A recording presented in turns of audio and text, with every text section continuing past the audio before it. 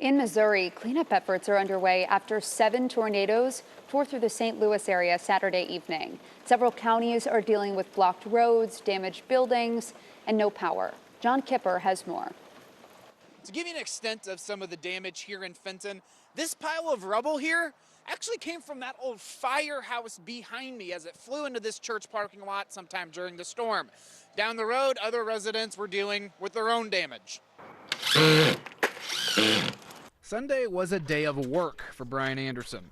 He was boarding up his master bedroom window after the storm took it out last night. Well, it kind of sucks. He wasn't home at the time, but his family was, including his son Jacob. My little brother was looking out the window and he was like, hey, the trampoline's gone. So on Saturday night, Jacob came running outside with no jacket and found the mangled trampoline with the netting still attached, making it vulnerable to flutter away again and cause more damage. And we were like trying to put it in the garage, but it wasn't gonna fit in there. And I was like, wait, why don't we just take the net off so it doesn't like sail into the air? So we took it off right there while it was like pouring down rain.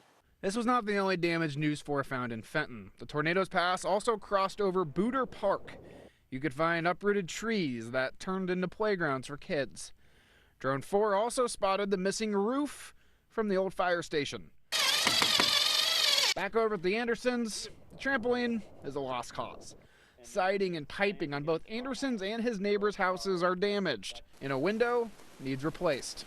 Between this and that, it's probably a couple of grand. A costly storm for some, but no injuries or fatalities were reported.